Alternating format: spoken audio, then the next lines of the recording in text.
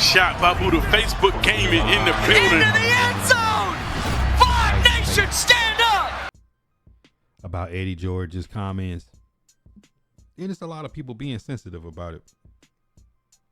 I think it's fair to be critical of an owner. I think it's fair to be critical of a player. I think it's fair to be critical of a coach. I think it's even fair if the media and in social media people like myself, I think it's fair if I receive criticism. If I say something, people be or watch like 100 posts of mine to try to jump out if they think I'm wrong about something, even if I'm not wrong about it. They'll feel compelled only to comment if they think that I'm wrong.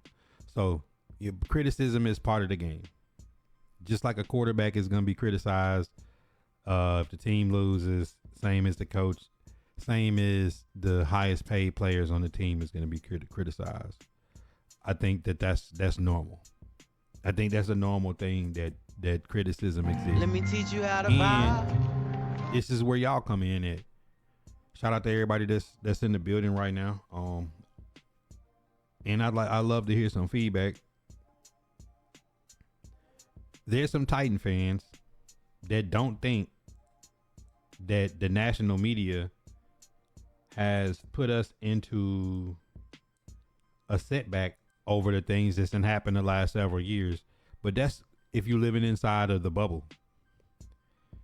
It won't take 10 years to make the team competitive. It won't take 10 years to make the team win the division. It won't take 10 years to have some Pro Bowlers or some All-Pro players. It won't take 10 years to win a playoff game. It might not even take 10 years to make a run. But as far as the national perception in the media, around the league, and the general fan, the Tennessee Titans have set themselves back. I know people don't see it that way. I had a guy comment today and said, even if we won 3 Super Bowls, the perception wouldn't change. And that's absolutely false. It's 1,000% false. Tennessee Titans has been in existence for 25 years. Been to 1 Super Bowl. Been to an AFC championship game. That doesn't been the number 1 seed a couple times, won a division, good number of times, but that doesn't change national perception. You know what I'm saying? And it's a bunch of teams that fit into this box or to this mode. And I don't just have to use the Tennessee Titans to lay this picture out. Yeah, I mean, Rendu, you're a Jet fan. The Jets haven't been relevant since Rex Ryan was there. The things they have done have set them back so far that being 0-7 right now, having the owner come out talking about the starting quarterback, and the starting quarterback says, I've only met him once. How this is playing out in the public media as Garrett Wilson is unhappy, as Quentin Williams is asking for a trade. It's going to take more than just winning the division or beating the Bills or beating the Patriots on Monday night or something to change that perception that from Sam Darnold to Zach to Geno Smith, we going all the way back to Mark Sanchez just because you had Aaron Rodgers. It didn't work out. He goes to the Steelers. The Steelers leading their division, probably going to play in the playoffs this year.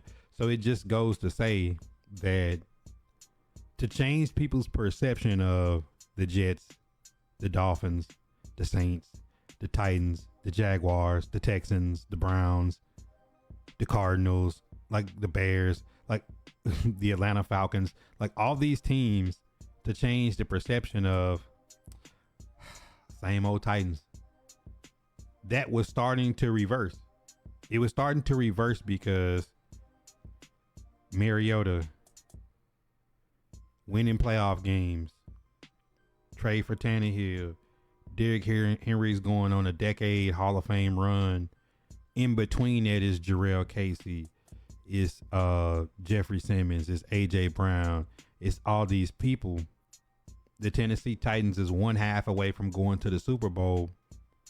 But this is the perception. That doesn't mean we wasn't competitive and playing for the division every year for that 5 or 6 year window.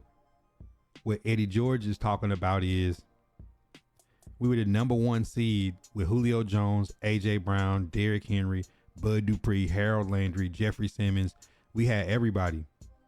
Number 1 seed in the NFL. Beat a lot of teams that year. But what did they say coming into the playoffs? This is the worst number 1 seed we've seen in memory. That's what they said about us. They don't talk about us like the Chiefs or the Ravens or somebody if they was number 1, because the perception is it's the same old Titans until the Titans show us. It's the same way Nick Saban said, I know Vandy's good. I know they beat us, but I got to see it. And then they go beat LSU.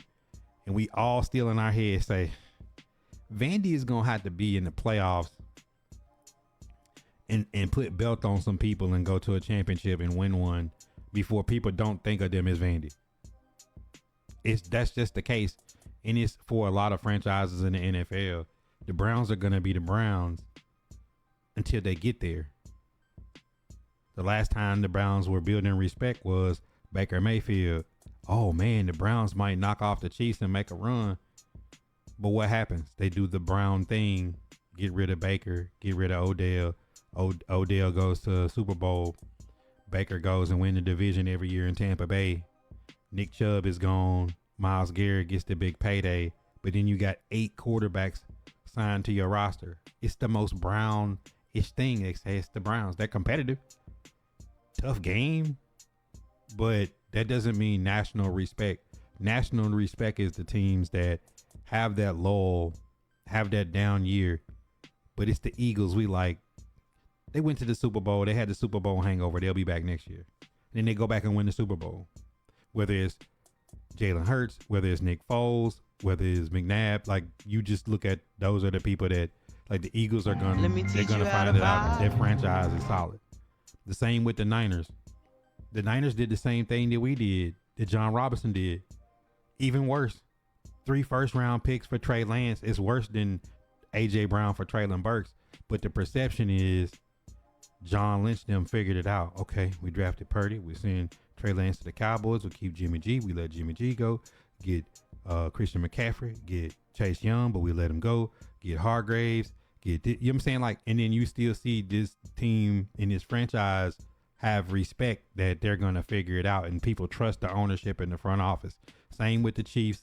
It don't matter who's on the Chiefs.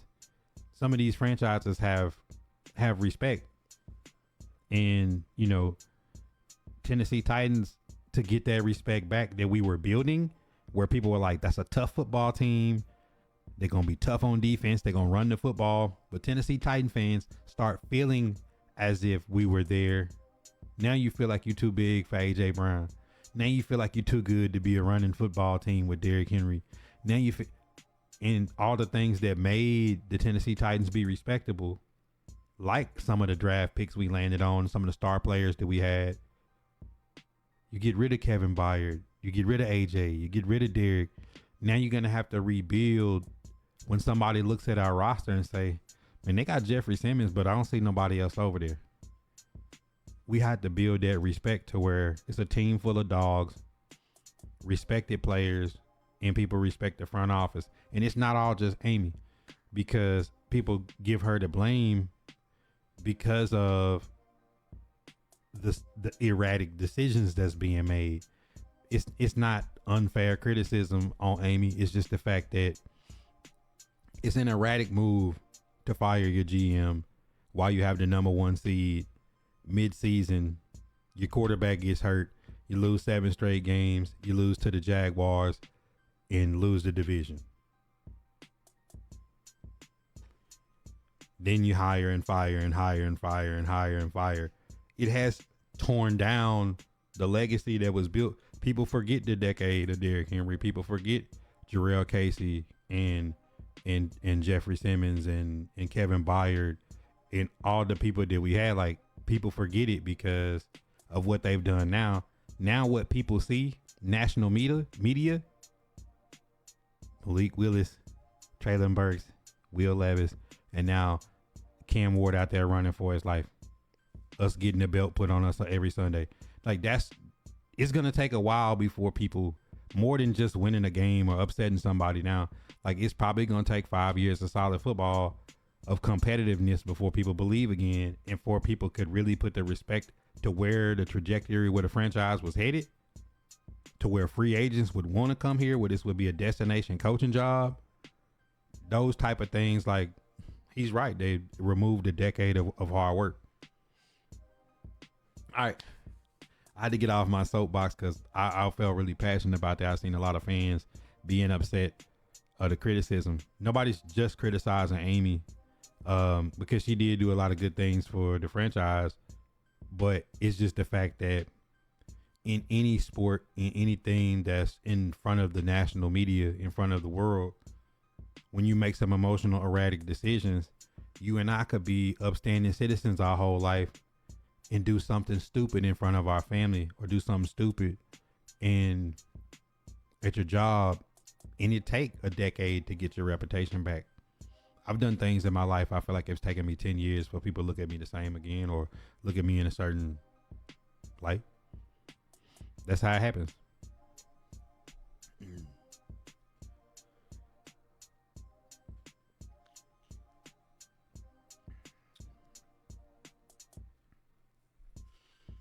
And I think that's the problem. I think that's the problem, is people see it and they think that he was saying is, it doesn't mean the Titans could make a few trades, and that's the second topic of today. The Titans can make a few trades and have a good draft class and be competitive and win the division next year, but that doesn't change national perception. That doesn't change a big free agent wide receiver that's due $25 million to say, I don't know if I'm coming there. You see what I'm saying? Like, that's what has to change. All right.